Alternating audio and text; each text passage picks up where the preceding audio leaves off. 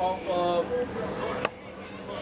ethnic cleansing of mammoth proportions, which has been going on for last 50 years or so, and these are the unheard Hindus of Pakistan who have been persecuted, maligned, brutalized by the state and the extremists in their country of residence just for the fault that they were Hindus. This religious persecution has escaped the attention of the international community for unknown reasons. Today we will take you through the plight, the suffering, the humiliation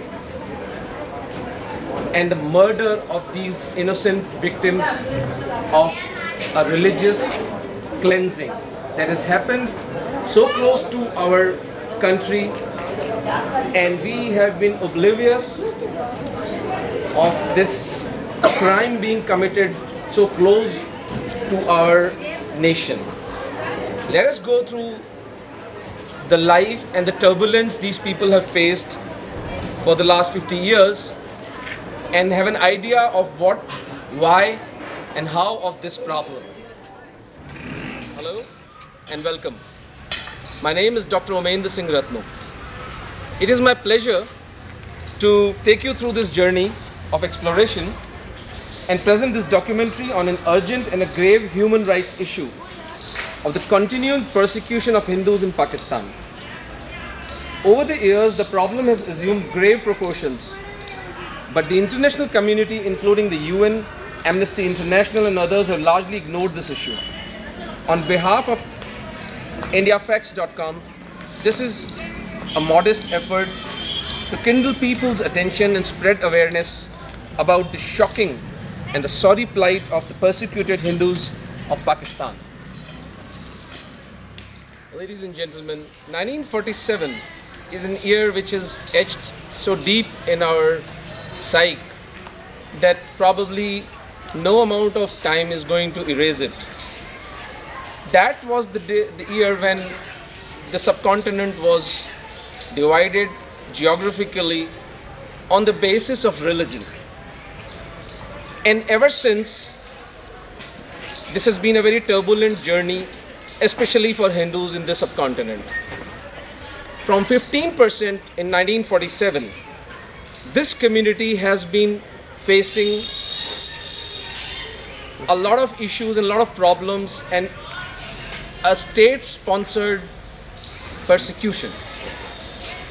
In 1971, the Indo-Pak War, which ended up in creation of Bangladesh, this problem gained huge proportions, and a mass exodus happened from Sindh and Punjab of Pakistan to Sindh and to Rajasthan and Punjab of India. It got worse with Ziaul Haq as the military dictator of Pakistan, and things have been happening on the downward side for Hindus in Pakistan, so much so that now Hindus constitute a mere 2% of the population of that country. We have a person of Pakistani descent who has been working with these people, with these unfortunate people for last 10 years, Mr. Jay Ahuja, and we will try to understand the intricacies of this issue and the solutions, proposed solutions in this conversation with him. So let's talk to Mr. Jay Ahuja. Hi, how are you, doctor? I'm good. आज आपका समय ले रहे हैं, हम इस बहुत मार्मिक विषय पर आपके विचार जानना चाहेंगे। ये बताइए कि ये समस्या इसका जन्म कैसे हुआ, इसके क्या कारण थे कि ये घटना घटी कि इस तरह से पाकिस्तान में हिंदुओं को प्रताड़ित करके उन्हें यहाँ भेजा जा रहा है और उन्हें वहाँ पर इस तरह सताया जा रहा है। इसका जन्म कैसे हुआ इस समस्या? शुरुआत तो विभाजन है डॉक्टर। 1947 का जो विभाजन था, 1947 के विभाजन के समय एक स्टेट ऐसा था जिसको पाकिस्तान में जाना अपने आप में बहुत बड़ा दुर्भाग्य था। 51% से ज़्यादा हिंदुओं की आबादी थी सिंध में। सिंधी हिंदुओं के रिप्रेजेंटेटिव के तौर पे लाला दौलत राम जगत राय को नियुक्त किया गया। मीटिंग्स चल रही थी, जिन्ना, नेहरू, गांधी और बाकी सारे लीडर जो थे उस समय के, वो सब उसमें बैठे थे। तो डेजर्ट एरिया के 3 ज़िले राजस्थान के, जैसलमेर, बाड़मेर, जालौर, 2 ज़िले, 2.5 ज़िले सिंध के, जिसमें नगर पारकर, थार पारकर, उमरकोट, इस बेल्ट को मिलाते हुए आधा हैदराबाद ज़िला, और साथ में बनासकांठा, कच्छ और भुज, 3 ज़िलों को मिलाकर के एक नया सिंध बनाने की बात थी, जिसमें हिंदू आबादी शिफ्ट हो और वो हिंदुस्तान का पार्ट बने। अनफॉर्चुनेटली जो सिंधी हिंदुओं के लीडर थे वो ये कह कर के आ जाते हैं वहाँ पे कि सिंध के रहने वाले हिंदू तो चीनी की तरह दूध में कहीं पे भी जाके घुल जाएंगे, और ये बड़ा दुर्भाग्य था। 51% से ज़्यादा हिंदू आबादी के स्टेट को उनको दे देना बिना किसी कारण के। कोई भी ये चीज़ एक्सपेक्ट नहीं कर रहा था। सबसे बड़ी हिंदू आबादी भी वहीं रह रही थी। पंजाब आधा आ गया, बलूचिस्तान पूरा चला गया, नॉर्थ वेस्ट प्रोविंस पूरा चला गया। ये बताएं कि क्या ये बात ऑन रिकॉर्ड है कि हिंदू लीडर्स ने उस वक्त सिंध में हिंदू पॉपुलेशन के लिए सिंध का हिस्सा मांगा था, या ये मात्र एक भावुकता का इशू है हमारे लिए? क्या ये ऑन रिकॉर्ड है बात कि हमारे लीडर्स ने उस वक्त मांग की थी? पहला जो भारत पाकिस्तान के पार्टीशन का प्रपोजल है उसमें ये सारी चीज़ें मेंशन्ड हैं। उसमें ये सारी चीज़ें लिखी हुई हैं कि सिंधी पॉपुलेशन को एडजस्ट करने के लिए, सिंधी हिंदू पॉपुलेशन को एडजस्ट करने के लिए एक अलग स्टेट बनेगा, जैसे आधा पंजाब आया उसी तरीके से। ये रिकॉर्ड हमारे पास में available on record? On record. ठीक है। तो फिर आपके हिसाब से ऐसा क्यों हुआ कि ये घटना नहीं घटी? सिंध का विभाजन क्यों नहीं हुआ? ये बेसिकली उस समय की लीडरशिप की कमजोरी, नेहरू के वो बड़े नजदीकी आदमी थे, नेहरू जी के आग्रह पे कि सिंध इनको दे दो, डिस्प्यूट पूरा ख़त्म हो जाएगा। और वो आदमी अगस्त में तो पार्टीशन डिक्लेयर होता है, वो आदमी अप्रैल में ही नेहरू जी की कोठी में दिल्ली शिफ्ट हो जाता है और नेहरू जी की कैबिनेट का पहला मंत्री भी बनता है। ये किसकी बात कर रहे हैं? लाला दौलत राम जगत राम, वो शिफ्ट कर गए वहाँ से। और कैबिनेट मंत्री भी बने। तो जिस तरह से टोटल एक्सचेंज ऑफ पॉपुलेशन एक खामख्याली बन के रह गई, उस तरह सिंध का विभाजन भी एक अधूरी त्रासदी हिंदुओं के लिए बन गई, बहुत बड़ी। तो ये हमारी लीडरशिप का ही फेलियर था, इसका एक जीता जागता उदाहरण, बहुत बड़ा वाला। अच्छा जय, आपने बड़े विस्तार से हमें सिंध के बारे में बताया। थोड़ा हमें बताएं कि पूरे पाकिस्तान में चूँकि विभाजन के समय हिंदू रहते थे, तो क्या ये जो परसिक्यूशन हिंदुओं का आज हो रहा है वो सिर्फ सिंध में सीमित है या बाकी प्रांतों में भी है, और उसके क्या प्रोपोर्शंस हैं, उसकी पॉपुलेशन डायनेमिक्स क्या हैं?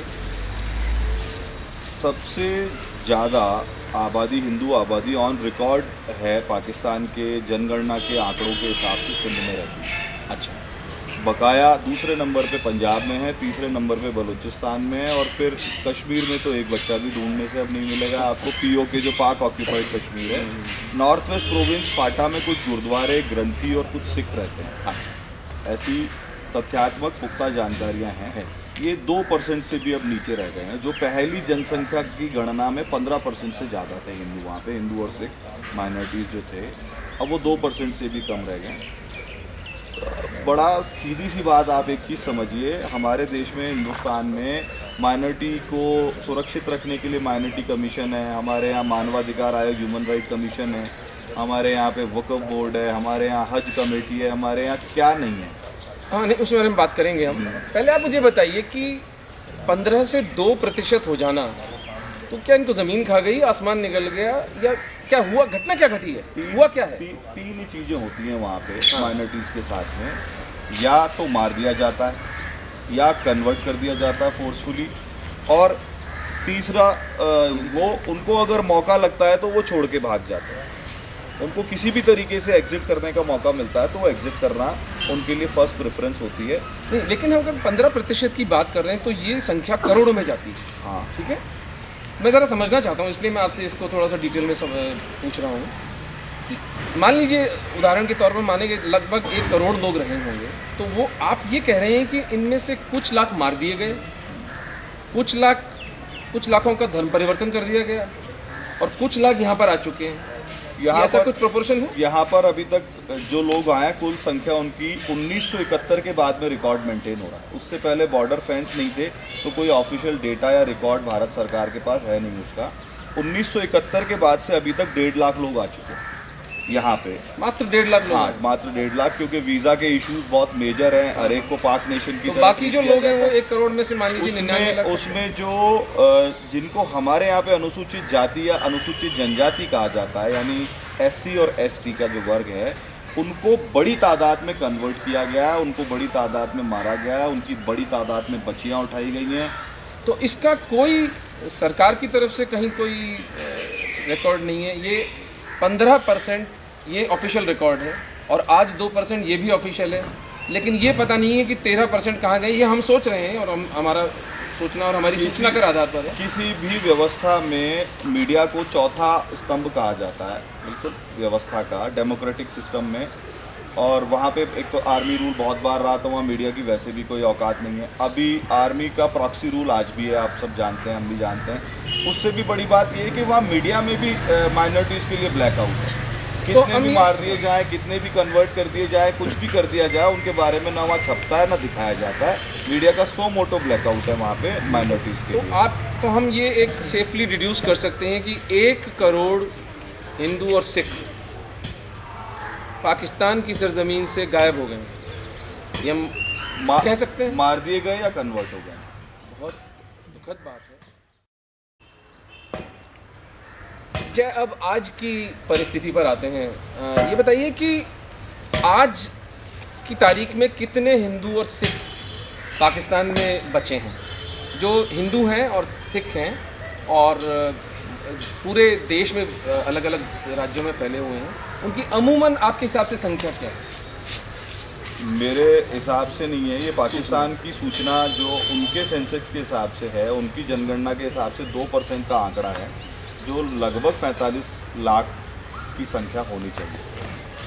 45 लाख हिंदू और सरदार अभी भी पाकिस्तान में बचे हैं जी। अच्छा, तो उनकी 45 लाख तो बहुत, ये सब अलग अलग राज्यों में है। इसमें क्या है इनका विस्तार किस तरह से है? जब से पाकिस्तान का तालिबानाइजेशन चालू हुआ है पिछले 28-30 साल से, नॉर्थ वेस्ट प्रोविंस फाटा से ये शुरू हुआ, सबसे पहले वहाँ ख़त्म किया गया। उसके बाद वो आगे बढ़ के बलूचिस्तान और पंजाब में स्प्रेड हुआ, उसके बाद वहाँ पे ख़त्म किया गया।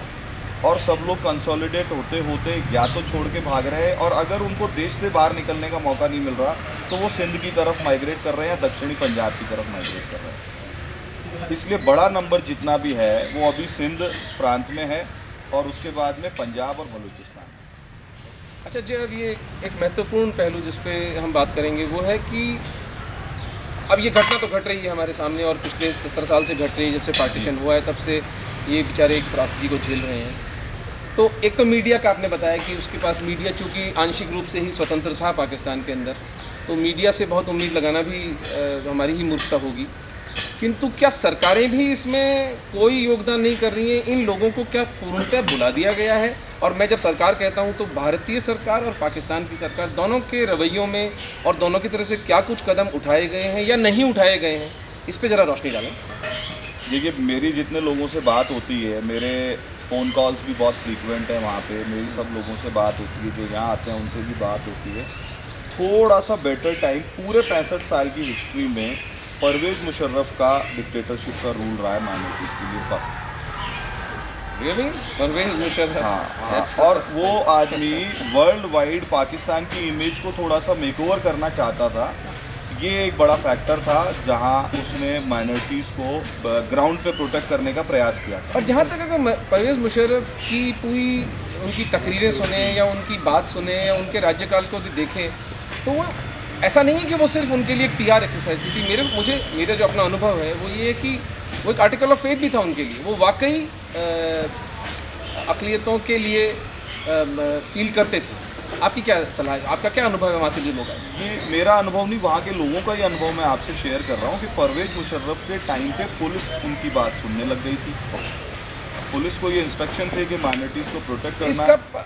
इसका सीधा निष्कर्ष ये निकलता है कि यदि लीडरशिप चाहती, इसका मतलब ये हुआ कि अगर इसका निष्कर्ष ये निकलता है इस बात का कि अगर लीडरशिप चाहे तो इस समस्या को सुलझाया जा सकता है। ये इतनी विकट समस्या नहीं है या इनसॉल्युबल समस्या नहीं है, क्योंकि परवेज़ मुशर्रफ का श्री अटल बिहारी वाजपेयी साहब के साथ में एक इक्वेशन थी और शायद उसका परिणाम भी रहा हो कि पॉलिटिकली वो उस समय के भारत पाक डिस्कशन के एजेंडा में इस विषय को गंभीरता से अटल जी रूल्ड जो गवर्नमेंट थी बीजेपी की उसने उठाया था और उनके दबाव के कारण से परवेज मुशर्रफ साहब ने उस पर कॉग्निजेंस ली दिया।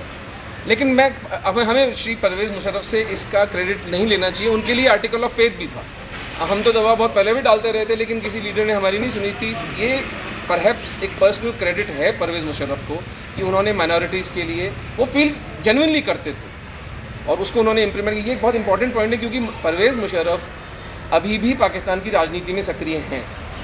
तो ये यहाँ पे हम लोगों के लिए एक इम्पॉर्टेंट बात हो सकती है कि वो सहानुभूति रखते हैं इस मुद्दे पर। अब ये बताइए कि आज की परिप्रेक्ष्य में पाकिस्तानी सरकार इस मुद्दे के प्रति संवेदनशील है, कुछ किया जा रहा है इन लोगों के लिए या वो आंख मूंद के सो रहे हैं?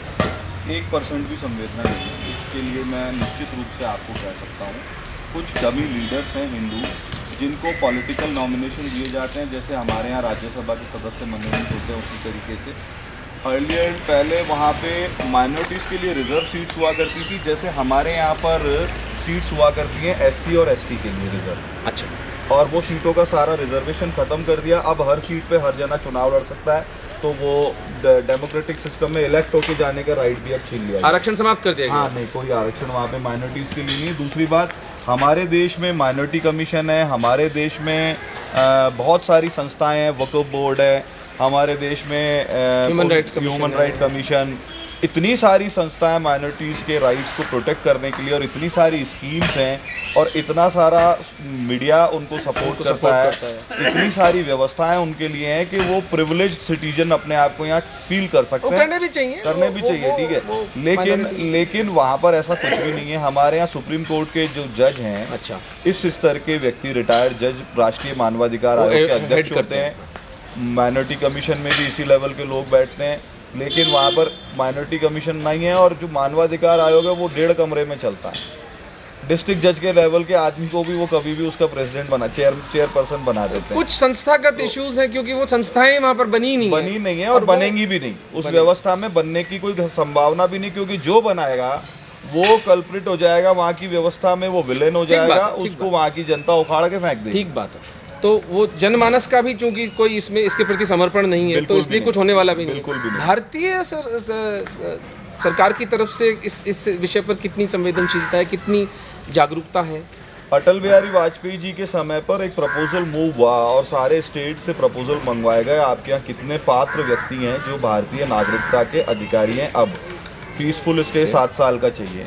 वो प्रपोज़ल के लिए मैं मनमोहन सिंह जी का एक बार तो धन्यवाद ज़रूर देना चाहूँगा, क्योंकि वो प्रपोज़ल कंक्लूड होते होते केंद्र सरकार तक पहुँचते पहुँचते अटल जी की सरकार चली गई। ठीक है। लेकिन चूंकि प्रपोज़ल फाइनल स्टेज पे था, सारी लीगल कार्रवाई अब सब पूरी हो चुकी थी, लोगों की पात्रता के आधार पे फॉर्म भरे जा चुके थे, तो उन्होंने इसको एज इट इज़ अप्रूव किया। तो ये हमें और हमारे ऑर्गेनाइजेशन की डिमांड पे 5,000 रुपये तब भी प्रति व्यक्ति नागरिकता शुल्क रखा गया था, उसको पूरे को ख़त्म किया। तो इसके लिए हम और कांग्रेस सरकार को भी साधुवाद दे सकते हैं कि उन्होंने मदद की, एक काम में मदद की। दूसरा, उन्होंने हमारे साथ जो ब्लंडर कर दिया इस इशू के लिए ब्लंडर कर दिया, पहले सिर्फ 2 लॉन्ग टर्म वीज़ा के लिए, स्थायीवास वीज़ा के लिए सिर्फ 2 लोगों की गारंटी या 2 लोगों की आईडी और इंट्रोडक्शन चाहिए होता था। स्पॉन्सर 2 चाहिए होते थे, कोई भी सिविलियन, भारत का कोई भी नागरिक। ठीक है। उसमें से हटा करके उन्होंने एक गजेटेड ग्रेड के अधिकारी की पात्रता को मैंडेटरी कर दिया, अनिवार्य कर दिया। इसका नुकसान ये हुआ कि जो आना चाहता है वो आ नहीं रहा, क्योंकि कोई भी सरकारी अधिकारी किसी की भी अपने सगे भाई की भी गारंटी देने में या इंट्रोडक्शन देने में हिचकता है। ये तो इफेक्टिवली ये करना हुआ कि हम लोग आप अपने भरोसे मर जाओ। अपनी भाषा में हमारे और सीमांत लोक संगठन के लोग इसको पॉलिसी ऑफ डिस्क्रिमिनेशन कहते हैं हम लोग। मैं तो इसको पॉलिसी ऑफ डिस्ट्रक्शन कहूंगा कि आपने हिंदुओं को उनके भरोसे छोड़ दिया, क्योंकि कौन गजेटेड ऑफिसर होगा जो गारंटी लेगा? कोई नहीं लेगा। ये बहुत बड़ी प्रॉब्लम है। ये तो इफेक्टिवली ये कहना होगा कि हम वीज़ा देंगे नहीं आपको। ये बिल्कुल यही उनका तरीका है। उसके बाद मजबूरी में लोग धार्मिक वीज़ा पे आने लगे, तो धार्मिक वीज़ा भी सबकी रिश्तेदारियाँ राजस्थान में, उनको राजस्थान का वीज़ा देना बंद कर दिया। आदमी वीज़ा मांग रहा है बाबा रामदेव का मंदिर देखने के लिए, उसको वीज़ा दिया जा रहा है हरिद्वार के लिए। ये अगेन पॉलिसी ऑफ डिस्क्रिमिनेशन, क्योंकि उनको ये डर है कि ये धार्मिक वीज़ा पे जाएंगे और वहाँ अपने आप को सरेंडर कर देंगे गवर्नमेंट के सामने कि हम तो वापस नहीं जा सकते, हम मरने के लिए तैयार हैं, हम जेल जाने के तो लिए कुल मिला तैयार हैं, के वापस नहीं जाएंगे। भारतीय सरकार की संवेदनशीलता भी आपके लिए बहुत उत्साहवर्धक नहीं है। पिछली 10 साल तो बहुत खराब थे, लेकिन अभी जैसे ही सरकार बदली, हम बदली हुई सरकार के सभी बड़े नेताओं से पीएमओ में भी गए, हम लोग राजनाथ सिंह जी गृह मंत्री जी से भी मिले, हम लोग सुषमा स्वराज जी से भी मिले। वीज़ा इश्यूज़ की जो छूट हम चाहते हैं, वहाँ इस्लामाबाद से जो वीज़ा हमको नहीं मिल रहा हमारे लोगों को, उस पर अभी काम होना बाकी है। लेकिन यहाँ जो लोग रह रहे हैं उनके लिए बड़ी सारी रियायतें इस केंद्र सरकार ने दी हैं। अच्छा, जैसे तो कि कुछ पॉजिटिव कदम उठाए हैं। पहले नौकरी करना ऑफिशियली अलाउड नहीं था, उसको अलाउ कर दिया। Very good. दूसरा, उनका ये कहना था कि आप जब तक भारतीय नागरिक नहीं बनोगे तब तक एक स्टेशन को या एक म्यूनिसिपल एरिया जहाँ का आपको वीज़ा, वहाँ से बाहर नहीं जा सकते। ठीक है। अब कोई भी आपको लॉजिकली कहीं पे जाना अलाउड है, जैसे आपका परिवार यहाँ सेटल हो गया लेकिन आपको नौकरी दिल्ली में मिल रही है। अच्छा, तो दिल्ली में जो आपको नौकरी दे रहा है अगर वो लिख के देगा तो आपको दिल्ली का वीज़ा मिलेगा। आप ऐसे 3 स्टेशन का वीज़ा आप ले सकते हो। तो कुछ मूवमेंट हुआ है नई सरकार इसी आने के तरीके बाद। से जो शादी करके महिलाएं वहाँ से आई बहुत सारी जी उनके लिए एक बहुत बड़ी परेशानी ये थी कि उनका मैरिज सर्टिफिकेट मांगा जाता था। जी। अब शादी उसने यहाँ करी तो मैरिज सर्टिफिकेट भी यहाँ बनेगा, जी। लेकिन परेशानी क्या थी कि पाकिस्तान सरकार से ये लिखवा के लाओगे तुमने वहाँ शादी नहीं करी है, जो बड़ा इम्पॉसिबल टाइप का टास्क होता था। फिर वापस उसको तो नरक में- 20-20 साल 25-25 साल महिलाएं दादी बन गई हैं, नानी बन गई हैं, उनको नागरिकता नहीं हुई है। वो अपने ही परिवार में रह करके नरकीय जीवन जी रही हैं। वो अपने घर की शादी ब्याहों में नहीं जा सकती, वो कहीं ट्रांजिट नहीं कर सकती। उनके लिए ये बाध्यता खत्म कर दी मैरिज सर्टिफिकेट की, और उनको ये कह दिया आप एक 100 रुपए के स्टाम्प पेपर पे डिक्लेरेशन दो, आपका टाइम 20 तो साल। बड़ा क्रांतिकारी कदम है। हाँ, ये तो बहुत बड़ा कदम है। बहुत बड़ी रिलीफ है। इसी तरीके से हमारे यहाँ की कोई बच्ची शादी करके वहाँ गई कभी किसी समय में, वो विधवा हो गई तो वो वापस अपनी नागरिकता के लिए अप्लाई कर सकती है। ये भी एक रिलीफ दिया है। इससे बहुत मूवमेंट हो रहा है, काफ़ी मूवमेंट हो रहा है। पूरे देश में कैंप लग रहे हैं। 48 डिस्ट्रिक्ट्स को आइडेंटिफाई किया गया, जिसमें राजस्थान के 4 डिस्ट्रिक्ट्स में कैंप लग चुका है। जो लोग पात्र हैं उनकी एप्लीकेशन ली जा चुकी हैं, और बकाया 26 जिलों में अब राजस्थान सरकार कैंप लगाने जा रही है। जय, सबसे एक महत्वपूर्ण पहलू जिसको मैं थोड़ा व्यक्तिगत रूप से समझना चाहूँगा आपके माध्यम से, कि आपने कहा कि इनकी हत्याएं हो जाती हैं, इनका धर्म परिवर्तन करा दिया जाता है या उन्हें खदेड़ दिया जाता है। आप मुझे थोड़ा इसको विस्तार से बताएं कि ऐसे ही कोई गांव में घुस के तो किसी की हत्या कर नहीं सकता, ऐसे ही तो किसी का धर्म परिवर्तन नहीं किया जा सकता। कानून है, पुलिस है, मिलिट्री है, मीडिया है, जैसा भी है, पंगु है तो भी वो है तो सही। तो इसका मोडस ऑपरेंडाई क्या है? ये किस तरह से हिंदुओं को वहाँ पर परेशान किया जाता है? इसका थोड़ा डिटेल में विस्तार से बताइए। डॉक्टर साहब, 1281 सिर्फ पिछले साल FIR दर्ज हुई हैं फोर्सफुली लड़कियों को उठा के ले जाने की और कन्वर्जन की। हिंदू लड़कियों को फोर्सफुली उठाने की, कन्वर्ट करने की 1281 FIR दर्ज हुई हैं। एक मियाँ मिट्टू करके वहाँ पे सो कॉल्ड डिक्लेयर्ड संत है जो इस पूरे नेक्सस को, पूरी गवर्नमेंट को चैलेंज करके चलाता है। खुलेआम सरेआम रिटन स्टेटमेंट्स हैं, बिल्कुल सरेआम है। अखबार में रिटन और स्टेटमेंट्स हैं। सबसे बड़ी बात फिर आ जाती है जुडिशियली ब्लैकआउट की। जब कोई आदमी कोर्ट में जाता है, पुलिस में जाता है, तो उसको कोई रिलीफ नहीं है। इसका एक बड़ा ज़बरदस्त मॉडल केस है रिंकल कुमारी का। रिंकल कुमारी के केस में ये डॉक्यूमेंटेड फैक्ट है कि सुप्रीम कोर्ट तक ये मामला चला जाता है। हाँ, रिंकल कुमारी का केस तो काफी मशहूर हुआ था, काफी फेमस था वो। सुप्रीम कोर्ट तक मामला चला जाता है। अब लड़की को उठाने से लेके और सुप्रीम कोर्ट जाने तक का जो 2.5 महीने का समय है, उसमें 1 सेकंड के लिए भी लड़की को माता पिता से बात नहीं करने दी गई। ओहो, क्या उम्र थी रिंकल की? शी वॉज 17.5 ईयर ओल्ड, 17.5 साल। अब आप दूसरी इसमें जोरदार बात सुनिए। रिंकल कुमारी सुप्रीम कोर्ट के जज के सामने कोर्ट में सरेआम ये कह रही है कि जज साहब, या तो मुझे काट के यहीं दफना दिया जाए या मुझे मेरे माँ बाप के साथ भेजा जाए। ये ऑफिशियली रिकॉर्डेड है? ऑफिशियली ये सारे मीडिया ने देखा, पाकिस्तान के लोगों ने देखा, लेकिन सुप्रीम कोर्ट के जज का वर्डिक्ट ये आता है कि चूंकि रिंकल कुमारी ने एफिडेविट साइन करके दिया है और उस एफिडेविट में डिक्लेयर किया है कि वो अपनी मर्जी से मुसलमान बनी है और वो अपनी मर्जी से ही शादी करके अपने पति के साथ रह रही है, इसलिए इसको इसके पति के साथ भेजा जाता है। तो जब आप गन पॉइंट पे हो, आप हॉस्टेज हो उनके, तो साइन तो किसी भी चीज़ पे करवा लिया जाएगा। लेकिन रिंकल ने कोर्ट में ये बयान दिया फिजिकली था खड़े होकर के उसने कोर्ट में बयान दिया, कि मैं सुप्रीम कोर्ट मुसलमान नहीं जज- बनना हाँ, चाहती। नहीं, उसने कहा कि मुझे मेरे माता पिता के साथ भेजा जाए या मुझे काट के यहीं दफना दिया जाए। और फिर उसका क्या परिणाम हुआ उसके वो उसका परिणाम ये हुआ कि वो उसको उस दिन वो अपने पति के साथ ही गई वापस, जैसे पहले रह रही थी, वो सो कॉल्ड पति जिसने उसको किडनैप किया, फोर्सफुली कन्वर्ट किया। उसके बाद में रिंकल कुमारी का कोई पता नहीं है। मोर ओवर लोगों का ये मानना है कि या तो उसने आत्महत्या कर लिया, उसको मार के कहीं फेंक दिया गया होगा, दफना दिया गया 2 होगा। साल जो से उस बच्ची को देखा नहीं गया। नहीं, किसी ने नहीं देखा। उसकी माँ पिता सब रो धो के उसका भूल चुके हैं उसको। 70% से ज़्यादा परिवार नागपुर आ चुका है ऑलरेडी, माइग्रेट होकर रिंकल का रिंकल का। ये तो बहुत घिनौने काम हो रहे हैं। अगर वहाँ की अगर सिविल बच्चियों के साथ में ये वहाँ किया की- जा रहा है, ये 1281 FIR वो है डॉक्टर साहब, ये तो जिन पाकिस्तान लोगों ह्यूमन की- राइट कमीशन का रिकॉर्ड ये वो लोग हैं जिनकी हिम्मत है उनके खिलाफ थाने तक जाने की। है। इससे अधिक से ज्यादा केस तो रिपोर्ट ही नहीं होते हैं। फिर वही बात आ जाती है कि पैसे का लेने का SC केस है। ST के जो लोग उनकी लेबर हैं, उनके खेतों में काम कर रहे हैं, they are slaves, they are बंधुआ मजदूर। उन बंधुआ मजदूरों का कोई केस कहीं डॉक्यूमेंटेड नहीं है। 11-12 साल से ज़्यादा की बच्चियां वर्जिन नहीं रहती हैं, उठा ली जाती हैं, उनको कैसे भी रखा जाता है, कुछ भी किया जाता है। ऐसे बहुत सारी अच्छा, ये बातें बताइए आप कि- ऑफ द रिकॉर्ड माइक बंद करके किसी से भी यहाँ पूछ सकते हैं। अच्छा, ये आप कितना श्योर हैं कि ये बातें सब हिंदू स्पेसिफिक हैं? वो लोग जब हम बातचीत कभी चलती है तो कहते हैं कि यार ये सभी के साथ हो रहा है हमारे यहाँ, तो ऐसा नहीं है कि सिर्फ हिंदुओं के साथ में हो रहा है। क्या इसकी क्या सूचना है आपकी कि is this all Hindu specific? अलग अलग तरीके के अलग अलग फैक्ट्स हैं जो उनके लिए सबसे पहला तो काम ये है कि काफिरों को ख़त्म कर दिया जाए। तो वो पहला धर्म निभा रहे हैं, उसमें फिर नंबर 1 काफिर हिंदू हो जाते हैं, उनके लिए सिख हो जाते हैं, उसके बाद में फिर ईसाई बाकी भी लोग हैं।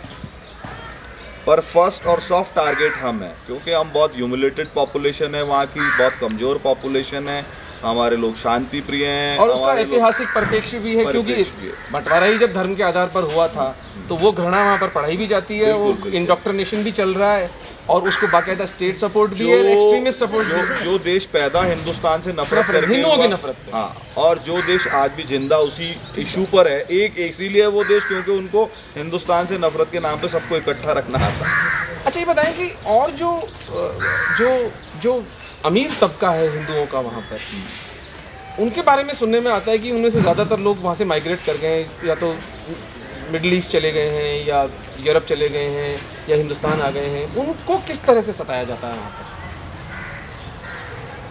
रिंकल की तरह ही वहाँ पे एक केस और हुआ था, घर में बाहर से ताला बंद लड़की को, एक लोहाना परिवार में, बनिया परिवार में, पूरी सिक्योर्ड फैमिली को ताला तोड़ के 10 लोग गन पॉइंट पे लड़की को उठाते थे। ये कब की घटना है? ये कुछ 3 साल पुरानी घटना है। नवाब शाह के पास एक जगह है टंडो आदम, वहाँ वो परिवार भी माइग्रेट होकर जोधपुर आ गया पूरा का। क्या हुआ उस बच्ची को? नहीं मिली, लौट के नहीं आई। FIR हुई, सब कुछ हुआ, तो ये मुकदमे लड़े गए और साइमल्टेनियसली परिवार माइग्रेट भी करना शुरू हो गया। तो इनकी प्रॉपर्टीज भी वहाँ पर महफूज नहीं है, हिंदूज की बच्चियाँ तो नहीं है महफूज, कुछ भी और महफूज- क्या क्या प्रोसिक्यूशन हैं कुछ और भी क्या हो रहा महफूज है? नहीं है, कुछ भी महफूज नहीं है। वो सरेआम कहते हैं कि तुम जो मकान बना रहे हो, दुकान बना रहे हो, धंधे कर रहे हो, खूब करो और बढ़ाओ, ये सब हमारे और हमारी औलादों के काम आएंगे। ये ओपनली कहा जाता है, ओपनली कहा, ओपन ओपन थ्रेट है। एक एनार्की और एक केओस वाली हालत है जिसमें कि हिंदूज बिल्कुल वहाँ पर अमीर से अमीर भी हिंदू अगर किसी रेस्टोरेंट में, ढाबे में खाना खा रहा है, उसने ग्लास में पानी पी लिया और अपनी आइडेंटिटी उसकी ओपन हो गई, तो वो मतलब ऐसे ट्रीट करते हैं कि ये साला काफिर ने इस ग्लास में पानी पी लिया तो अभी ग्लास ही काम का नहीं रहा। नहीं, वो तो ठीक है, लेकिन रिटोरिक नहीं, हमें कॉन्क्रीट, जैसे एक तो प्रॉपर्टीज उनकी महफूज नहीं है, एक उनकी बच्चियां महफूज नहीं है और उनका जीवन भी सुरक्षित नहीं है।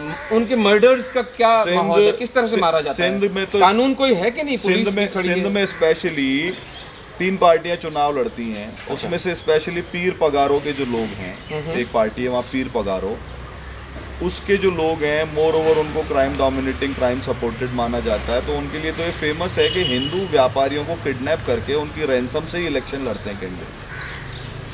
इलेक्शन जब स्टेट इलेक्शन होता है वहाँ पे, तो उन लोगों को किडनैप करते हैं, किडनैप करने के बाद में उनसे बड़ी मोटी रैंसम वसूल करते हैं और वो कैंडिडेट को अपने चुनाव का खर्चा निकालने का और कोई तरीका नहीं है उसके पास में। ये फेमस और आसान तरीका है।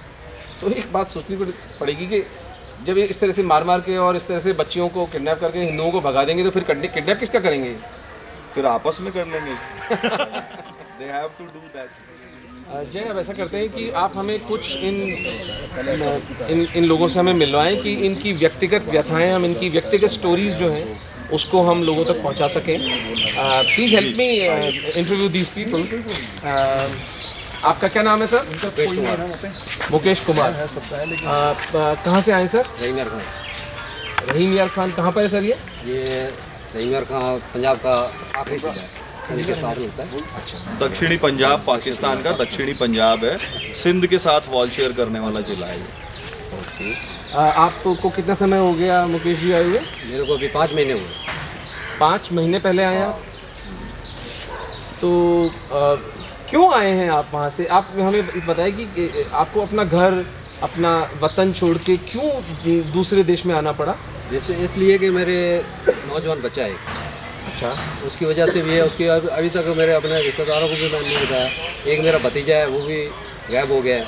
अभी इसको थोड़ा एक मिनट, गायब हो गया मतलब? गायब के घर से ले गए मुसलमान, दोस्ती के हिसाब से।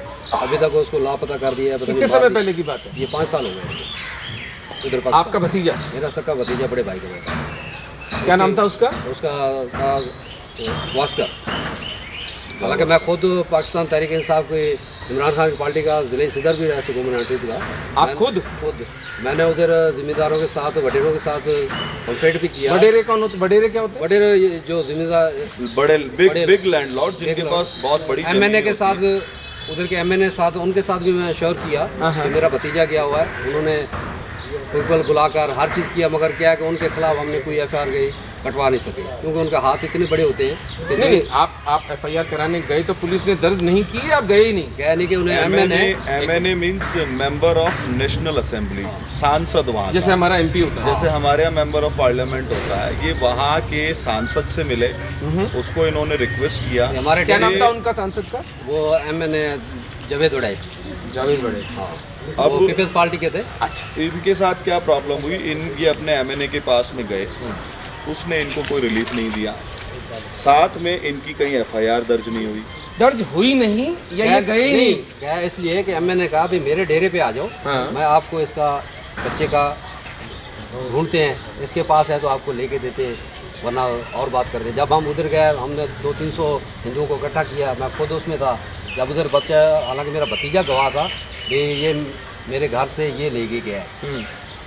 अब उधर क्या गवाही दे दी कि ये छोटे बच्चे की गवाही नहीं मिलेगी, और अब बड़ा कोई गवाही दे तो फिर ये चोर मानते हैं। अब उसके खिलाफ क्या है कि बड़ा क्या, छोटा क्या, बड़ा भी गवाही नहीं देने को तैयार था। जैसे अभी कोई आदमी डर पड़ता है ना, इसलिए वो गवाही किसी ने नहीं दी, मेरा भतीजा ऐसे चला गया। उसके बाद हमने उसके पीछे लाहौर तक गए, उनको डराया धमकाया, मगर नहीं। क्या कि पुलिस में इसलिए क्यों नहीं गए कि वो जावेद वड़ैच का जो हाथ था, क्योंकि उसका फैसला किया हुआ था कि ये बच्चा इसके पास नहीं है। तो क्या हो जाता अगर आप पुलिस के पास जाते तो? पुलिस जाते, वो जावेद वड़ैच छुड़ा लेता, फिर वो हमें आपको तंग करते। हाँ, इसकी वजह से फिर ये तो बिल्कुल एक खुला नंगा नाच हो रहा है। बाकी हमारे पावर का मीर पीर वडेरा, ये नेक्सस वहाँ पे काम करता है। मीर यानी पुराने जमाने के छोटे राजा या राजा, राजा मीन्स मीर।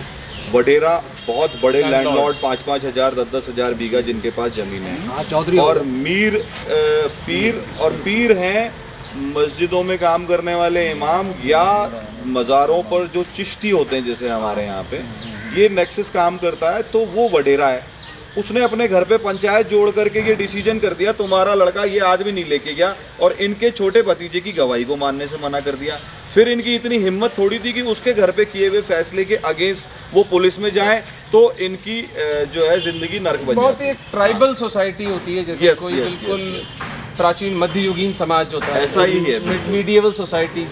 तो वो लॉ, आई थिंक रहीम यार खान हमारे इंडियन बॉर्डर से कितना दूर होगा? इंडियन बॉर्डर से तो दूर है, गंगानगर से अगर पकड़ेंगे तो कुछ 150 किलोमीटर 200 किलोमीटर दूर है। This is happening in a state which is so close to our Indian union, and we are turning a blind eye. This is very sad, and this is, मतलब आपके घर से दादागिरी से उसे उठा लिया गया उस बच्चे को? चला के घर पे कोई नहीं था। हाँ। बच्चा अकेला था। उसको बोला आ खेलने चलते हैं। अच्छा, उसके बाद वो बच्चा आया नहीं? उसके बाद वो बच्चा आया। एक मिनट, आप आए जरा। कालू राम जी। आपका क्या नाम है? कब पाकिस्तान से? 14 साल 14 साल हो गए आपको? अच्छा, आप क्यों आए पाकिस्तान से आप? रिश्तेदार नहीं थे हमारे। थोड़ा तेज बोलो कानून पर। रिश्तेदारों की वजह से आए आप? वहाँ पर आप आराम से थे, चैन से, सुकून से थे? नहीं सुकून तो नहीं। थोड़ा तेज क्या बोलिए। क्या तकलीफ थी वहाँ पर आपको? तकलीफ ये है कि हिंदू का और मुसलमान का फ़र्क है। इसी साल कहीं जाए आए तो दिक्कत आती थी इसी हिसाब से। रोज़मर्रा की ज़िंदगी में आपको वहाँ परेशान किया जाता था या आपको रहने देते थे, कोई फ़र्क नहीं पड़ता था? रहने का तो गाँव का हिसाब था। ऐसे टीका तिलक लगा सकते थे आप वहाँ पर? हैं? वहाँ मंदिर भी कम है। अच्छा अच्छा अच्छा। आपका क्या नाम है सर? पीरा जी पीरा जी, आप कब आए हैं पाकिस्तान? इधर आ जाओ, इधर आ जाओ। मेरे को 15 साल हो गए। 15 साल हो गए आपको। आप क्यों आए सर पाकिस्तान से? बस हिंदुस्तान को देखने के लिए आए देखने के लिए। कैसा लगा हिंदुस्तान आपको? थे। बड़ा अच्छा है, तो वहाँ के हालात के बारे में बताएंगे थोड़ा सा? बड़ा अच्छा है। अच्छा, नहीं पाकिस्तान के हालात के बारे में बताएं। पाकिस्तान की हालत का नहीं बता सकते। अच्छा, क्यों नहीं बता सकते? सारा परिवार वहाँ बैठा है। पीरा जी, पाकिस्तान के बारे में आप कुछ भी बताने के लिए क्यों तैयार नहीं है, जरा आप बताइए। सारा मेरा परिवार वहाँ बैठा है। अगर मैं किसी के खिलाफ बात करूँ तो मेरे परिवार को दुख है। नहीं, आप किसी के खिलाफ बात नहीं करनी है, हम तो आप तो अपनी तकलीफ बताइए। जायज़ बात तो करेंगे, वो जायज़ बात का भी दुख आएगा। मतलब आप यहाँ कुछ भी बोलेंगे तो इसका सीधा सीधा बुरा असर आपके वहाँ पे रहने वाले परिवार वालों पे पड़ेगा। यही कहना चाह यही बात है। मैं तभी अब नहीं बोल सकता, मेरे को पता सारा ही है। मैंने पहले मेरी 1929 का जन्म है, तो 17-18 साल वहाँ हिंदुस्तान का टाइम था, मैंने सब देखा है। जी जी फिर पाकिस्तान बना सन 47 में, जी बस इससे 70 साल में भी वहाँ गुजारे हैं। जी जी 70 साल में मैं अब 2000 में यहाँ पहुँचा हूँ। जी जी। पता तो मेरा सारा है मेरे को, पर अभी मेरे बोलने की हिम्मत नहीं है। बहुत दुख की बात है कि आप मैं बोल भी नहीं हिंदुस्तान का सकते। पहला टाइम ही देखा है, पाकिस्तान का टाइम देखा है, हिंदुस्तान का टाइम भी देख लिया है। 15 साल में हिंदुस्तान का भी पूरा पता लग गया है, मगर किसी के खिलाफ मैं बात नहीं कर सकता। ठीक है, वाजिब बात है, आप अपनी परिवार की सुरक्षा करने के लिए स्वतंत्र हैं, वो आपका अधिकार है। मेरा परिवार बैठा है, मैं को परिवार बुलागत बैठे बन जाएंगे सबके तो मैं वीज़े पर जाऊंगा, मेरा वहाँ भाई उधर घूमूं बैठा है। फिरूंगा, अपने परिवार से मिलूंगा, तो ये आज वाली बात मेरे आगे आपके ऊपर भारी पड़ेगी वो। ठीक है ठीक है, आपने इतनी बात की, वो बहुत आपका उपकार है। Now I'll request our friend Jay, who has been so patiently guiding us through this tour, to introduce us to a group of refugees, Hindu refugees from Pakistan, from a different area. These unfortunate souls are from Sindh, Pakistan. Let us listen to their story and their plight. Jay, please हमें इन लोगों से मिलाइए, इनकी कहानी बताइए ज़रा। Doctor साहब, सिंध में हमारे बॉर्डर से, राजस्थान के बॉर्डर से, इंडियन बॉर्डर से लगती हुई डिस्ट्रिक्ट है अमरकोट। अच्छा। और अभी जो अवेलेबल एरियाज हमारी जानकारी के हिसाब से सबसे ज़्यादा हिंदू पॉपुलेशन जो है वो इसी बेल्ट में है। उमरकोट में है वो सिटी भी, मेरे ख्याल से वहाँ 70% हिंदूज रहते हैं। हाँ हाँ, मेजोरिटी जो लोग हैं हिंदू ही हैं, और इस पर्टिकुलर डिस्ट्रिक्ट में बहुत बड़ी आबादी में रहते हैं। एक खेती करने वाली कौम है पुराने समय से, जिनको हमारे यहाँ पर भी बहुत लोग माइग्रेशन के टाइम आए हुए हैं, ओड राजपूत कहते हैं। अच्छा। इनका मूल जो पेशा है वो खेती करना है, और ये वहाँ के बड़े बड़े वडेरे या वहाँ के जागीरदार जमींदारों के यहाँ खेती भी किया करते थे। और ये एक परिवार 1.5 साल पहले आया था, इनके पीछे पीछे इनके फिर कई रिश्तेदार आ गए, इसलिए इस जगह पर आप हमें बात कराएं ज़रा इनसे। जजराज जी, आपका क्या नाम है? मेरा नाम जजराज सिंह। अच्छा जजरा जी, आप कब आए हैं पाकिस्तान से? सर मैं आया हूँ, मेरे को 3रा साल अभी चल रहा है। आप क्यों आए हैं पाकिस्तान से? वहाँ ये हिंदू देश है, हम हिंदू हैं। यहाँ पहले कुछ वहाँ हिंदू से सलूकात गवर्नमेंट सही कर रही थी, अभी वो पहले जैसा सम्मान नहीं रहा हिंदुओं के लिए। क्या मतलब इस बात का, सम्मान नहीं रहा? सम्मान ये रहा, तो जो हम मजदूरी करते हैं वो मजदूरी पूरी उनकी वापसी भरपाई नहीं होती है, आज दाल रोटी भी चलाते हैं हमें। इससे तो काफ़ी प्रॉब्लम है, जो सब पूरी मीडिया की पूरी पृथ्वी पे ही हर आदमी को जान पहचान है क्या वहाँ की गवर्नमेंट हिंदुओं से कितना सलूक करती है। तो इसलिए हमने बोला अपने बच्चे हैं छोटे छोटे, इनको लेके जाते हैं। हिंदुस्तान की धरती है, अपनी हमारी धरती है, हिंदू राज है, उसमें से हमारे को सहयोग करेंगे, इसलिए हम वहाँ अपना देश छोड़ के मरना जीना अभी इस धरती पे, यहाँ की हिंदुस्तान की धरती पे रहेंगे, तो आपको जब वहाँ पर इस तरह से तंग किया जाता है तो आपको कोई सरकारी सहायता नहीं मिलती है? आप पुलिस के पास जाते होंगे, आर्मी के पास जाते हैं, कोई प्रोटेक्शन नहीं मिलता है? इसके बारे में बताइए। प्रोटेक्ट तो क्या, वो उनका शासन पूरा ही माउंटेन है, बेल्ट पूरा ही माउंटेन है, गवर्नमेंट भी उनकी है, इतनी भरपाई यहाँ हमारे अब 3 साल से हम यहाँ आए, हमारी नहीं ID है, नहीं कुछ, कोई प्रॉब्लम इस हिंदू गवर्नमेंट में नहीं, हमारी भरपाई नहीं हो पाई। तो वहाँ वो हम तो हिंदू हैं, वहाँ मुसलमान का राज है, वो हमारे लिए क्या करेंगे? कुछ नहीं करते हैं। कुछ नहीं करते हैं। कुछ- किस कुछ- तरह से कुछ- तंग? एक तो आपको पैसा नहीं देते, आपकी मजदूरी नहीं देते, जी। और किस तरह से तंग करते हैं? जैसे कुछ पहले आज से 2-3 साल तो बनियों में 2 लड़कियों को लेके गए थे, वो उसने खुदकुशी करके अपना जीवन आत्महत्या कर दी। उस बच्ची ने? हाँ, उस बच्ची ने। वो नाम क्या था उस बच्ची का? रिंका कुमारी। ये पूरी मीडिया पे उनका अभी तक भी केस जारी है, चल रहा है, फिर भी हुआ कुछ भी नहीं उनके लिए। उससे पहले अपना शिव का बड़ा मंदिर है, उसमें से पुजारी 3 रहते थे, उनको सरेआम काट के टुकड़े पूरी मंदिर में फैला दिया। ऐसी तो कई दुर्घटना होती रहती है, क्या क्या आपको बताएं। गवर्नमेंट को सब कुछ हर तरह की इंफॉर्मेशन मिलती रहती है, पूरा पता है गवर्नमेंट को। और कुछ नहीं करती गवर्नमेंट आपकी रक्षा के लिए? कुछ भी नहीं करा अभी तक भी। मैंने काफ़ी मोदी सरकार से लेकर मोदी को, कांग्रेस सरकार से लेकर मैंने पूरी हर तरह की कोशिश की है। देखो आप, हमारे ये जो भी आए हैं लोग, काफ़ी 32 लोग वापस चले गए, बैठने की कोई सुरक्षा उनकी नहीं हुई, फिर वो मजबूर वापस चले गए। अभी ये भी जाने वाले हैं, ये भी चले जाएंगे वापस, ये समा रहा तो क्या होगा अगर वापस जाएंगे तो वहाँ पर क्या होगा आपके साथ? वहाँ पर तो वो माउंटेन बने, वो माउंटेन करें दिन।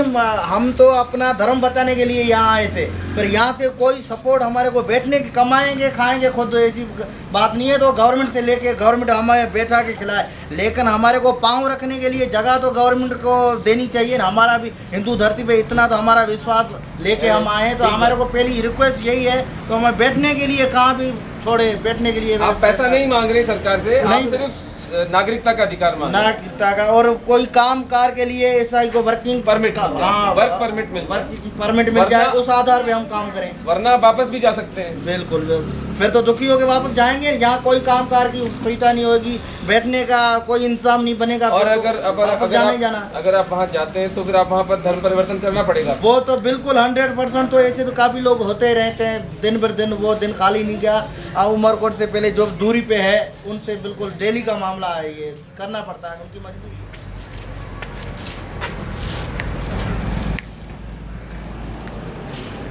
This is a place of residence of about 80 Hindu refugees from Sindh, Pakistan, who are living in this plot of about 150 square meters. For 80 souls, there is one toilet here, and the abject poverty that they live in and the unhygienic conditions they are subjected to live in because of their religion. They were kicked out of their homes and by the religion of peace because they happen to follow another version of God. When human beings are persecuted like this, where teenage girls are raped, converted and married off to 65-year-old men, where human beings are killed for following a particular religion, where human beings are kidnapped for ransom at free will, when the state turns away from the plight of its citizens just because they happen to follow a particular kind of religion, that is an ethnic cleansing and a genocide of humongous proportions.